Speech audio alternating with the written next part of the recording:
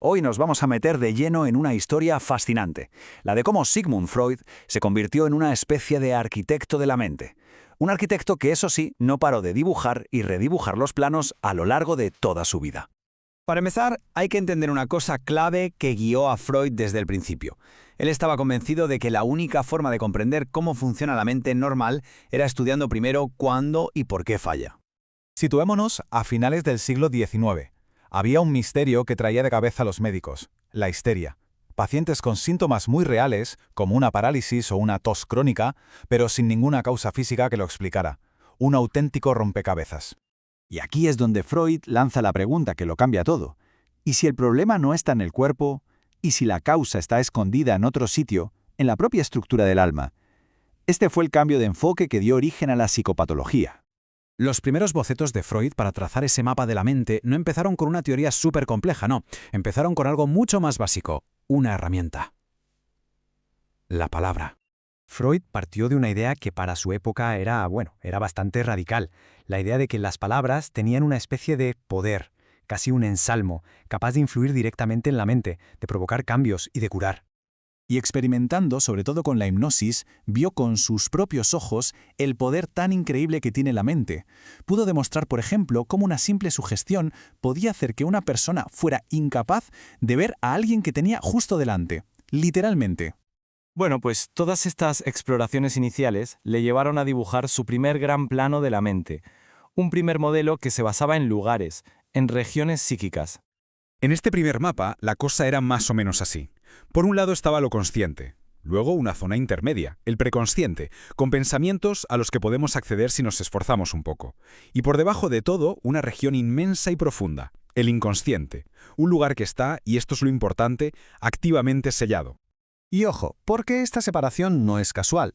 Freud dice que existe una fuerza potentísima, a la que llamó represión, que funciona como un portero de discoteca impidiendo que ciertas ideas o recuerdos intolerables puedan acceder a la conciencia. Pero claro, Freud se dio cuenta enseguida de que un mapa de lugares no era suficiente.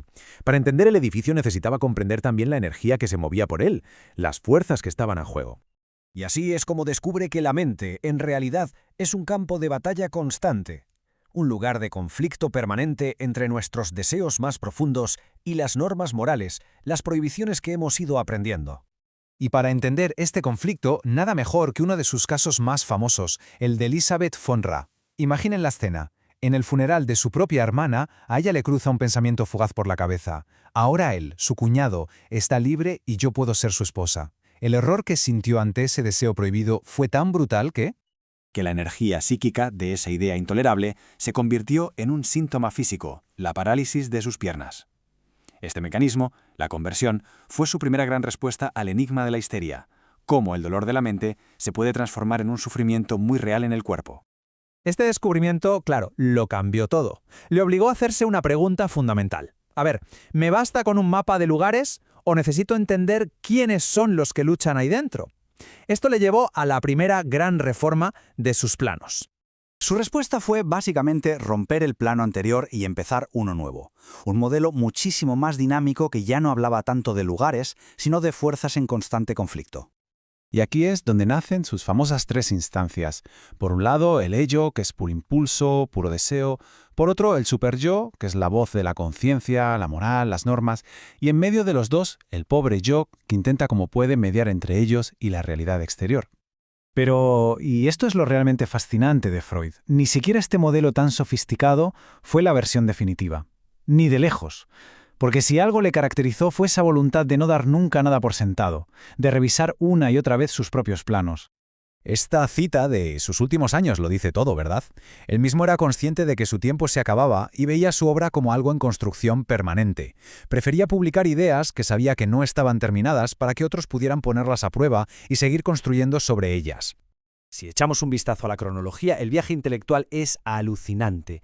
De tratar síntomas concretos en los años 90 a publicar su primer gran mapa de la mente en 1900 para finalmente llegar a ese modelo dinámico del ello, el yo y el superyo en el 23.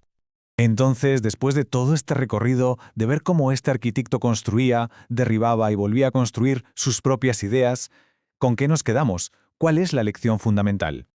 Pues quizá lo más importante sea entender justo eso, que Freud no nos legó una doctrina cerrada, una especie de verdad revelada. Lo que nos mostró fue su propio proceso de pensar, una teoría viva, siempre abierta a ser modificada y reconstruida a la luz de lo que iba descubriendo con sus pacientes. Y esto nos deja con una última reflexión. Más que un edificio terminado, lo que Freud nos dejó fueron los cimientos y los primeros planos de una obra que inició una conversación fascinante sobre cómo es la arquitectura de nuestra mente y que más de un siglo después sigue totalmente abierta.